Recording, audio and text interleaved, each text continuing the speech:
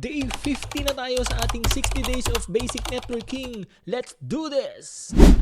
VPN or Virtual Private Network. So, ngayong inatake tayo ng pandemic or ngayong nagkaroon ng pandemic, sikat na sikat yung tinatawag nating VPN kasi most of the employees right now are working from home.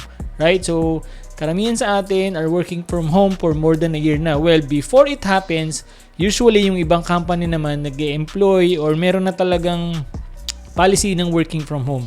So basically, they are allowing a certain employee, for example, na sa bahay lang magtrabaho gamit yung company laptop, and then on that laptop, meron silang naka-install na tinatawag nating VPN client software. For example, Cisco AnyConnect. And ang gagawin lang nila is they pull up lang nila yung software na yon, yung VPN software na yon. For example nga, Cisco AnyConnect, and then ilalagin lang nila doon, and then eventually, makaka-connect na sila with the company's private network. So, ang nangyayari is, na-access mo na yung mga file server or applications or folders na kadalasan, na-access mo lang kung nasa opisina ka. Diba? So, ang nangyayari is, yung laptop or device mo is basically connecting through your organization's network. So, ang tinatawag natin na VPN is basically it uses public connections in order for us to reach or connect to a private enterprise or private network connection. So parang ang nangyari is you're here, this is public, and then it goes through a certain tunnel. Mamaya mapakita ko kayo na mas magandang scenario. And then, for example, this is your corporate office.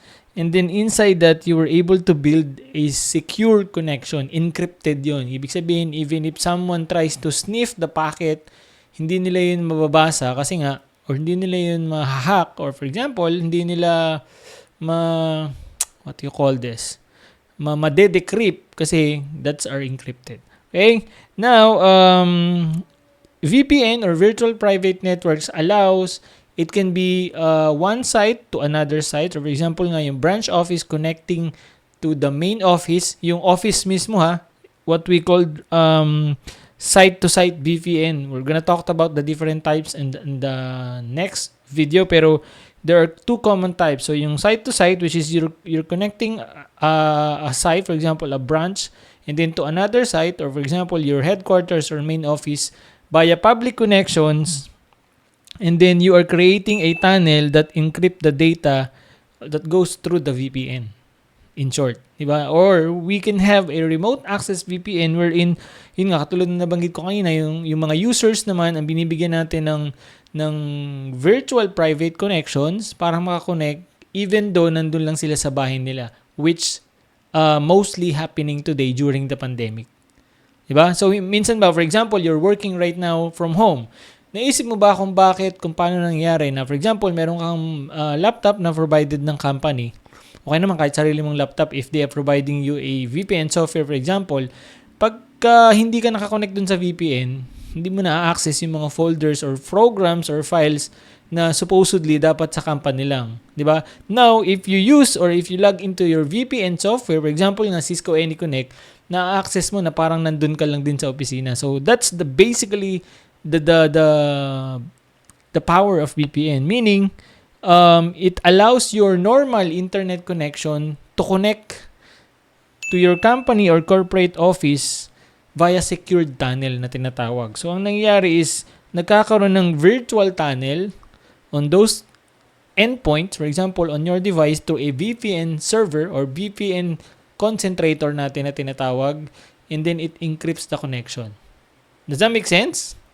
Good. Okay, so here's a simple analogy or diagram kung saan makikita mo, it's also the one that we have on the CCNA Fundamentals ebook.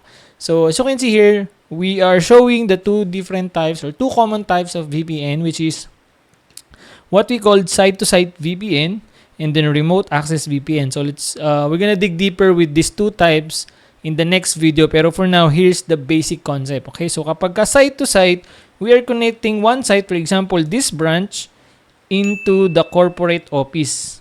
Pero, wala tayong lease lines or wala tayong wide area network, for example, or yung mga T1 or kaya naman Metro Ethernet and so on and so forth. Wala tayong ganun. What we use is a normal DSL for example or normal internet connection.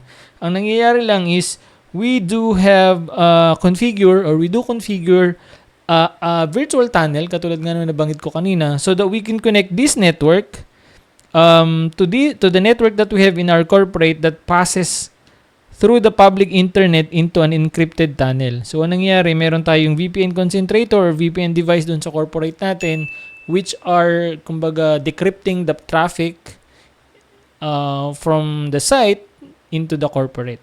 By the way guys, you can also visit our official website which is techacademy.ph, and then from there makikita mo yung mga courses namin. So we have free and premium courses. You can start with the free ones which will give you the same video lessons na nakikita mo dito sa ating 60 days of basic networking. Dinagdagan lang natin yung iba as well as kinurate or inedit natin yung iba para nga mabigyan ka ng at least foundation or fundamentals. Okay, ang kagandahan when you go with techacademy.ph at tinuk mo or kinuha mo yung mga free courses, it comes with certificate of completion kapag natapos mo yung mga courses na yun. So, pwede mo yung gamitin as a reference sa resume mo, lalo na kung ikaw ay nagsisimula pa lang. Again, visit techacademy.ph and then from there, browse our courses. Okay, see you there. Does that make sense? So, this one, kumbaga, many to many.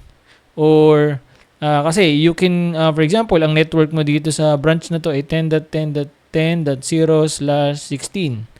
And then you are connecting to your network with, ibig sabihin, lahat ng mga devices dun sa site na yun will be able to connect to your corporate network through the VPN tunnel. Make sense? Now, ang kaibahan niya with remote access VPN is just a piece of software intended for an employee or a single user working from his home or from anywhere na merong internet connection. So, it just uses a normal home internet connection. And then what it does, it's ganun din. It authenticates through the VPN concentrator or VPN device natin, usually a firewall, for example. And it creates a virtual tunnel then from that user, for example here, that uses a normal internet connection. And then, ganun din, makaka-connect din siya sa mga resources or programs or files na meron dun sa corporate nila, even though nasa bahay lang siya and ginagamit niya lang is yung normal na PLDT or Converge or Globe connection niya. So, ang nangyayari nga, for example, is meron siyang program na ginagamit to authenticate or to create that tunnel. Mamaya, we're gonna discuss that doon sa types of VPN. Pero in high-level overview, this is how virtual private network works. Okay? So, ang nangyari nga is we use a normal public connection which is commonly the internet, and then inside that, we create a virtual tunnel kung saan doon natin ini-encrypt or doon natin pinapadaan yung traffic natin. Think of it like this. Di ba? So, let's say for example, you're on North EDSA, SM North. Okay? SM North. Ito yung SM North. And then, you want to go to MOA. Okay? So, sa Pasay. Now, let's take for example, ang public natin is or public connections natin or internet connections natin is the EDSA itself. Di ba? So, lahat ng mga pampublikong sasakyan, even though the MRT, din dumadaan, di ba? Nasa taas nga lang. So, kumbaga, yung mga normal traffic or normal na sasakyan, for example, in this case, is, this is MOA, this is North, for example, dun dumadaan. Now, if we want to, for example, create a tunnel, diba? Let's say gagawa tayo ng tunnel sa ilalim ng kalsada mismo ng EDSA. Diba? Sa ilalim mismo ng kalsada ng EDSA. And then, dun dadaan yung sasakyan natin. For example, ito yung sasakyan natin. Tayo lang ang nakakadaan. Diba? So, from our, sabihin natin from North going to MOA or Pasay, dun sa ilalim ng kalsada ng EDSA, meron tayong maliit na tunnel kung saan kasi yung sasakyan natin. Tayo lang yung dumadaan. You get my point? So, it's almost the same concept for VPN. So, for example, yan yung internet mo, di ba? Dumadaan ka dun sa ISP, pero yung ISP mo hindi nakikita or hindi nababasa kasi nga encrypted yung traffic na dumadaan dun papunta sa site mo kasi nga it goes through a what we call virtual tunnel. Make sense?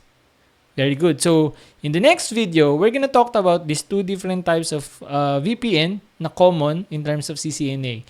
Kasi, There are other types, like for example, yung mga software VPN ngayon like NordVPN, Norton VPN, and so on. Pero the concept is almost the same. It connects your device, for example, or a certain user to a VPN server para ma-hide natin yung identity or ma-encrypt natin yung traffic that going from that device to a certain server. Kasi, di ba, for example, you use a NordVPN right now. Di ba? And then, ang nangyayari, yung account mo na NordVPN or yung software, it connects through a NordVPN server kung saan man yung server na yon. And then, dun sa server nila, there are different locations ng mga servers pa nila. Like, for example, marami silang servers in different continents. Di ba? So, basically, ang nangyayari is, i-encrypt muna nila yung connection mo. And then, for example, you are connecting to Facebook. So, hindi ka diretsong kumukonect sa Facebook. 'Di ba? If you use a NordVPN, ang nangyayari is yung software mo connects through the VPN software, for example, the Nord servers or data centers, for example, and then si Nord, siya yung pipili kung saan mo gusto or randomly, for example, na server, and then saka ka pa niya i-connect doon sa Facebook. So, ang nangyayari is hindi ka nakikita ng Facebook or ng other companies, ng Netflix, na diretso yung connection mo from you. It goes through a tunnel first or a secured connection first. Like for example, this one, sa network ni Nord, kung saan yun muna yung nakikita niya. That's why, yung ibang mga gamers, ganyan yung ginagawa, di ba? Okay naman, for example, sa Netflix, kapag kami mga palabas, for example, na hindi available sa Pilipinas, pero available sa ibang bansa, for example, sa Europe, you can use a NordVPN. And then, ang piliin mong server ni Nord is yung nasa Europe. You will be able to watch the Netflix movies na hindi available sa Pinas at available sa Europe. Kasi ang nakikita nga ng Netflix server is you are connecting from the Europe.